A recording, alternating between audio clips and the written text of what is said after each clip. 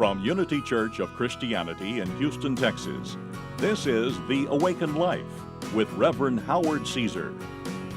Unity is a non-denominational Christian church providing a positive, practical, and progressive approach to Christianity. Let's join the service in progress with the Reverend Howard Caesar. There is a wise statement, a truth that was spoken in a movie some years back that kind of caught on. And it went viral, and universally people came to know this piece of wisdom. It's kind of a sentence, and you will know it when you hear it. And who was the source of it? That statement, yeah, it's Forrest Gump. The guy jumped ahead, he's psychic. There aren't too many statements that catch on, like life is a box of chocolates, right? You know, and you never know what you're going to get. That's Forrest Gump. And we all know Forrest Gump, you know, and I think everyone can relate to that statement because, in a sense, everyone has seen a box of chocolates, and everyone knows that, you know, inside of every piece there is, you know, something different. There's variation. There can be something creamy or something nutty, and there can be coconut, and there can be all these different things inside. You never know what you're going to get. And another aspect of that statement, really, life is like a box of chocolates, is the fact that you have to decide. You have to make a decision, you know, which one of those chocolates you're going to grab hold of and take and devour and enjoy. And, you know, sometimes you can tell a lot about a person in terms of just what they do with being offered a box of chocolates. And would you like a piece of chocolate? Because some will take forever. You know, and they're looking for the inside that they want. You know, they want something that is safe and known and familiar. And then there are others that go, I think I'll try this one, you know, and they're more adventurous. You know, you can learn a lot about a box of chocolates. Life is made up of a body of decisions and choices that together basically make up who we are and what our lives are to be like and what the experiences of our life are to be like. There is tremendous, great power in decision. There's great power in decision and making decisions and coming to conscious decisions. You know, it is the way in which we direct and steer creative energy. It's the way we focus that energy. We're all creative beings. And by deciding something, there's something firm about that, but brings energy in, makes things happen. The universe hears our yeses, and here's what it is that we say yes to. And so, as we say, where your attention goes, energy flows.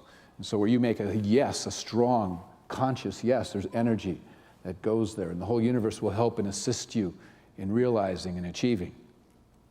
So our decisions basically, in many ways, define us and define our lives. And the beauty of life is that we can always choose again. You know, we can always make new decisions. We can always start again, if you will, off in a new direction. Because every day we get up, we are given the opportunity to make new choices and new decisions. We are given, therefore, the opportunity to move into new energies, be a new person, experience, and begin to create a new life. That's a powerful thing that has been given to all of us as children of God. And the fact that we have been given the opportunity to be creative and to create our lives and to co-create as children of God. It's especially important for us to be conscious of our decisions as we're entering into something new, whatever the new might be. And it might be a new job, it might be a new business, you know, it might be a new a new trip that you're going on, somewhere you've never been to. It might be a new house that you're purchasing. It might be a new relationship or marriage. It might be a new year.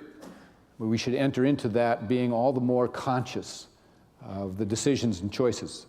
And so, in a sense, we are all actually being handed a box of chocolates by the universe right now, okay? And the universe and God is saying to us, well, here, what do you want? What do you want in your life? Well, who are you going to be? And what are you going to create? And there are some decisions for you to make. That's what life is about. You know, Jesus showed us that anytime we enter into some major new venture of some sort, that there is really a process that one has to go through in terms of saying yes and no to things. And that process that he went through was referred to biblically as the temptations. And so he had to actually begin to reflect on different approaches that were being tossed by the collective mind at him in terms of how he would begin his ministry, how he would proceed. And the Bible has the connection being delivered, and these thoughts that were coming to him, or the temptations, were coming from Satan or the devil. And of course, our teaching on that is that there really is no entity, there is no personification of a being called a devil or Satan, but there is the idea that it symbolizes really the part of the mind that is separate from God, and thoughts that can come in to our mind which are separate from God. And that's what was happening simply for Jesus as well. There's always the opportunity to break off and go and do your own thing, which is the ego mind, which is always arguing for separation, or there is that of the Christ mind, or the God self, or your higher self, that is always choosing for the higher, that is always in service to the nature, the true nature of who you are, the mission that you have come to be about and serve, the highest that is in you. And so Jesus had to go through that process. And you know, the devil actually scripturally is referred to as a liar. And the ego lies to us. It basically will tell us things that will put us in fear and put us in separation. And so the Bible says that it is a liar and the father of lies. And so there are things like greed and fear and separation that are thrown into our mind by the separate self. And so Jesus had to decide who he was in that moment, and who he was going to be, and who he was truly going to serve. And so he was very firm with his decisions. He was very clear. He was very committed to those decisions, and that's that passage. And he was not going to be coming from a separate self. He was going to coming from the God self that was within him. And so I believe that our higher selves, are asking and inviting us to make some decisions that would take us into a more fulfilling and rich and sweeter life, if you will. As spiritual beings, we have the presence of God that is indwelling us at all times. It's there, it's accessible, it's there to help us to move forward. And so life is about moving forward. Life is about expanding. We're not here to be static. We're here to be dynamic. We're here to be growing and unfolding. And therefore, there is a spirit in us that is speaking to us, extending a hand, always inviting us to move forward. Perhaps there's a longing of your soul for something that would bring you a new sense of happiness, or a greater sense of purpose and meaning in your life, or something that simply needs to change, or something that needs to be released, or someone that needs to be forgiven. Maybe yourself. There is something that is asking to be decided in you that could free you up, swing the doors open to a whole freeing up of energy in you in moving forward in your life. And the truth is, we always have that going on, you see, because we're always in a state of growing and unfolding. So at any moment, if we really are true to our higher nature, we're going to tune into that higher nature. We're going to tune into a presence and a power that knows what is our next step. What is the decision that's asking to be made in terms of a soul decision to carry us the next step forward in our unfoldment and in our progression. And that's being conscientious as a spiritual being on your journey, on your path. And so there are things that can come along that, a decision that we can make, and a decision that if we made it here and now, in hindsight, we could look back years later and see how it was loaded with meaning and purpose and a new sense of happiness and fulfillment. When I went back to that place and that day and I made a decision, it just came up to me, and it was one that I was dancing around forever, or I was never aware that decision needed to be made, and somehow it came crashing into my awareness that this is what is my next step as a growing, unfolding spiritual being. And I said yes to it. I made a decision with a commitment to it. And my life was never the same. Many a person I've talked to who have had moments like that they can look back to. And just because you had one doesn't mean you can't have more. We should be having all kinds of moments where you can look back and say, I made a decision to be a different person in this way, because I had the awareness to look at myself, reflect at my life. Can be internal, can be external. There are decisions that are asking and wanting to be made. It's been said that one of the greatest distinctions as a species, as a human being, is that we have the capacity to make evolutionary choices, evolutionary decisions, because we know that we're growing, unfolding beings. We are in a process of awakening. There is a more that is calling to us that we are asked to be saying yes to. There is the divine that is inviting us to step into decisions that will thrust us forward into our journey of awakening. And so I believe that there is a decision that is waiting to be made in all of us, in me and you, maybe more than one, you know. Some of us chocoholics want more than one piece. And sometimes life will come at us with something that there are lots of options, lots of choices. We have to decide on one. And in life, you know, the problem sometimes for a person who encounters many options is that they can be paralyzed, really, by indecision, because they're afraid that with all those choices, they're afraid that they'll make the wrong choice. And the truth is that we all come to forks in the road from time to time. And sometimes there are difficult decisions that have to be made. And quite often, most people who are faced with two tough decisions, you know, two tough choices, end up making the third choice, which is not to decide. And, you know, we've heard to not decide is to decide. And sometimes that is appropriate. Sometimes there's something that is of the magnitude in our life that it's a big decision, and therefore we should allow time to perhaps maybe get more information, see it from all sides, do some inner reflection, do some prayer work, be really open to feeling the guidance of Spirit as it's speaking through the voice of intuition within us. So we get to a place where we really have a feeling about going forward on that. But we should also realize that the absence of a conscious decision, by that absence of a conscious decision, you are making an unconscious decision.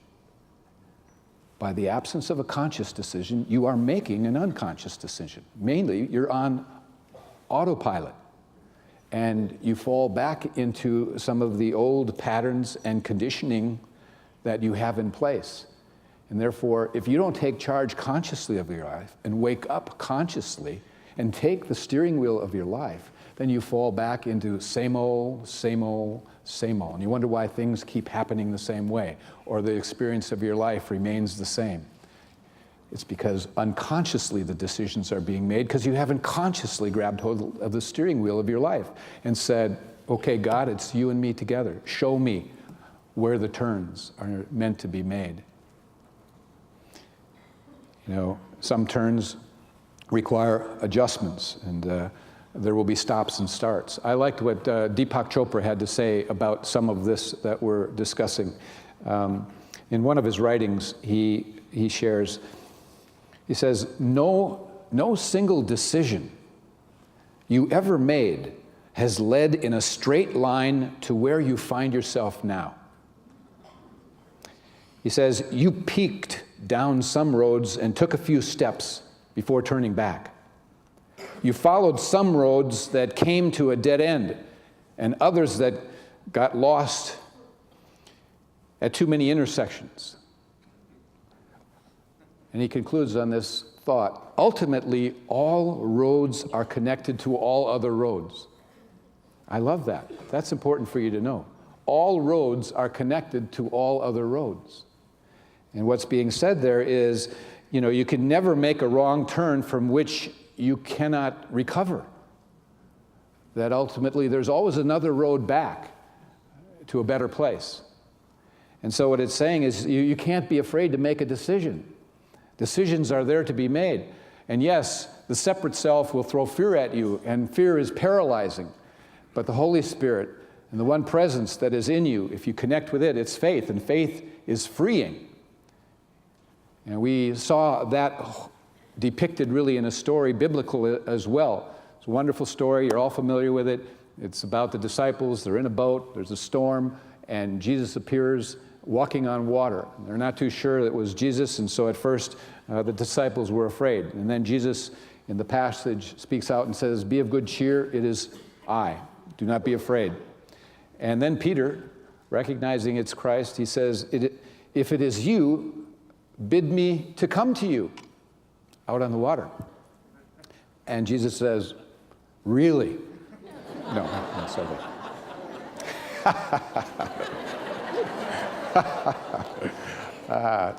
No, he says, "Come." You know the story, I can't fool you. But anyway, he says, "Come." And so Peter gets out of the boat and he starts walking on the water. And he is walking on the water until a big gust of wind comes up and distracts him, and he loses his focus, and he focuses on the problem, the storm, the issue, and his energies shift and he begins to sink, and Jesus reaches out and grabs him and pulls him in. And Jesus, in grasping him, says, "Why did you doubt? Why did you allow your faith to become small? It was big, it was expansive. You were doing something amazing." But then you became paralyzed by the fear, pulled back, took a detour. How many detours do we go or take in life? Doesn't matter how many. All roads lead to another road back to where you want to be. They all connect. So you need not ever be afraid to take or make a decision, because we're here to learn. We're here to grow. Everybody here, if I asked you to raise your hand, I can't imagine anyone not raising their hand in terms of the question, have you ever made a mistake? Right? Yeah. Okay. And so, not to be overlooked is the fact that Peter stepped out of the boat. He did step out. There was something in him that spoke to him that said, yeah, I can go there. There's a place I can go with my life. I can reach for the highest in me, the Christ that is calling for me to come up higher, to something greater, that somehow I instinctively and inherently as a child of God know lives within me. That's something more that is calling to me.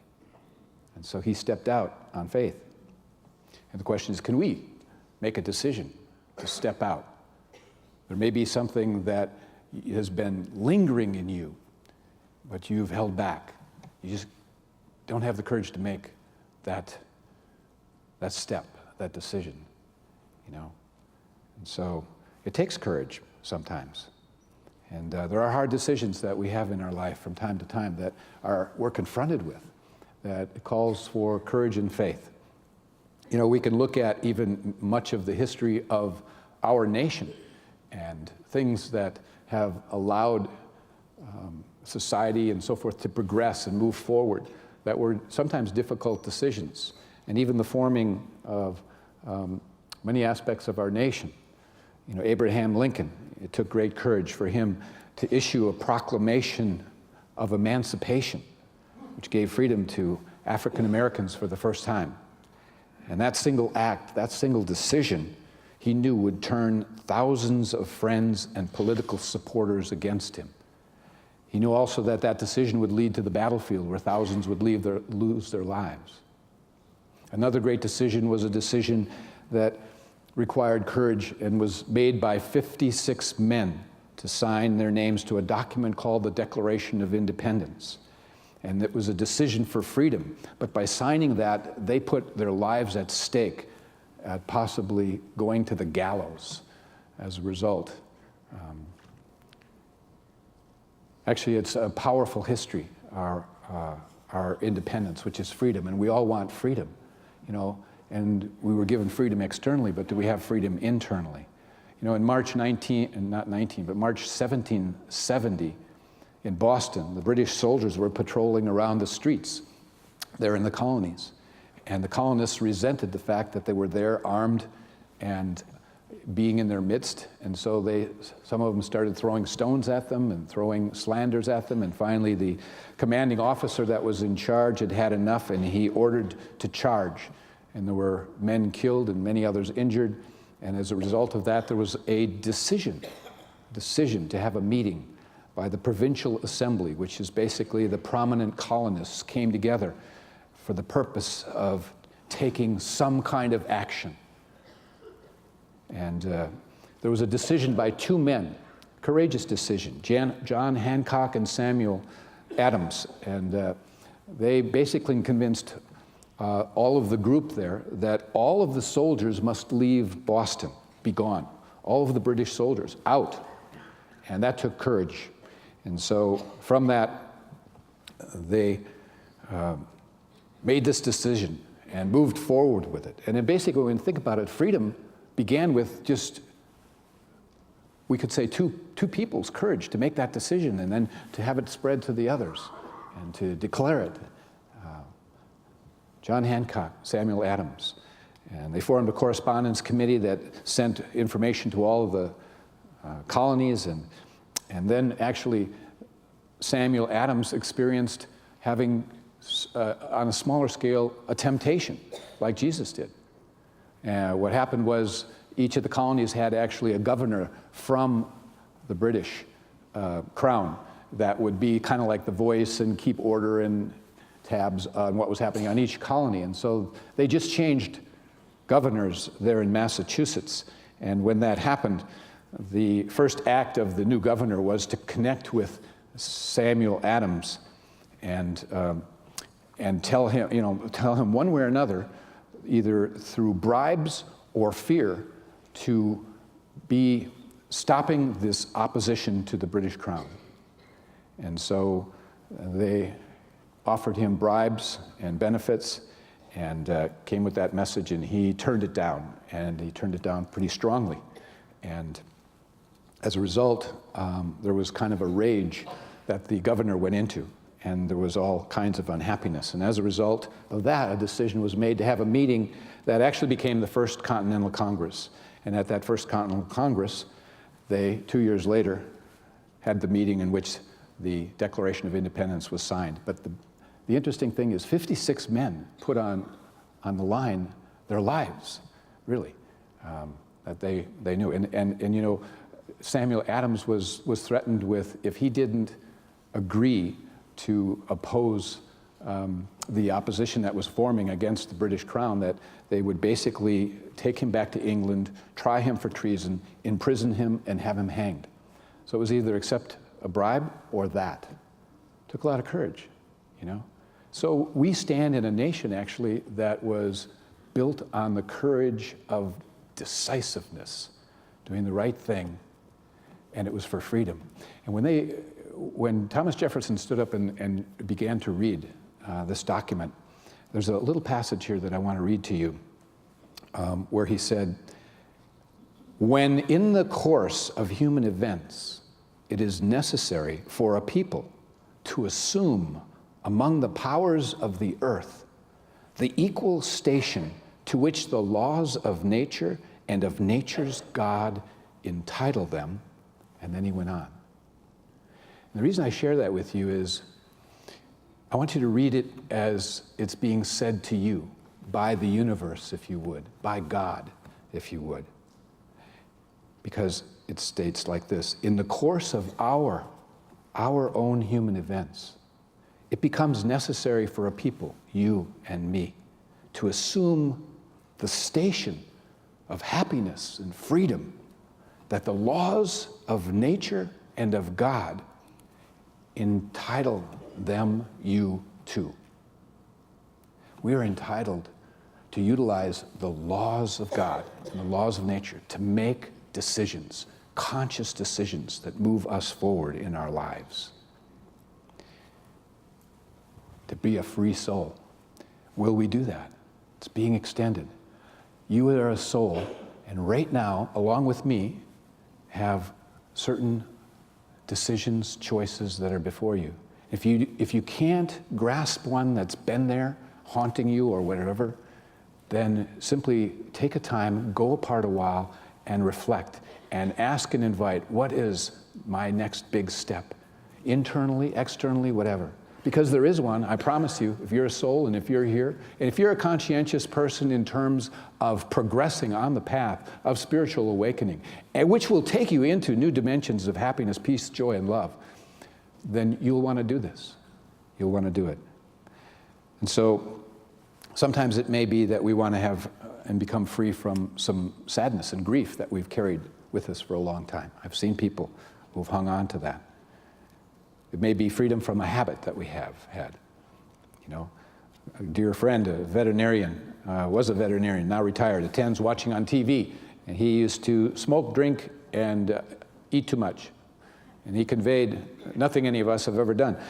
And he wanted to quit smoking. He finally met a guy who was a friend who was having a health challenge because of smoking, and he saw him, talked with him, and that day, after smoking for I don't know how many years, he threw away his packs, his lighter, and it was done. He was done. He made a committed decision. He was drinking one evening with his wife. They were out. He was driving home. He was all of a sudden realized that he was on the wrong side of the road and that he had had too much. He said to his wife, with 3 children at home, you know, honey, if I get us home, I will never have a drink again. And he never did. Another time, he decided that he was going to become a vegetarian. One day he wasn't, one day he was, and that was it. This guy made 3 decisions, said it to his wife, held true to it, because he had a commitment to it. It was decisive. One's will. We have that ability. We really do. So is there a decision that's waiting to be made in you? You know, we can become motivated in 2 ways. One can be fear of the consequences if we don't make the decision. We won't be as happy, we won't be as free, whatever. We don't want to go by that. That's not what we're about. But the other motivation basically is simply by being excited about the rewards and the benefits, and to keep a vision in front of yourself about the possibility of the new being, the new happiness, the new dimensions of energy that is flowing through you, and to have that vision and keep it vivid before you. So I invite you to reflect on a decision that wants to be made and make that decision. You know, W.H. Murray, in that famous statement, until one is committed, there is hesitancy, the chance to draw back. Many of us may do that. I hope not. I pray not. Because if you make the decision, later in that quote, it says this: a whole stream of events issues from the decision, raising in one's favor all manner of unforeseen incidents, meetings, and material assistance which no man could have dreamt would have come his way. The whole universe, in other words, moves. The grace of God gets behind you because there is something in you that says yes to the something more that is calling you out of the boat that says, come, come. It's time. It's time. It is a sweet surrender to the divine. May you step out of the boat and have a wonderful, glorious new you in the new year. God bless you all. Thank you for joining us for today's message. We invite you to be with us again next Sunday. At Unity, we believe that God's presence of love and goodness is everywhere, and that life is meant to be good. You can find out more about Unity and our teachings at unityhouston.org.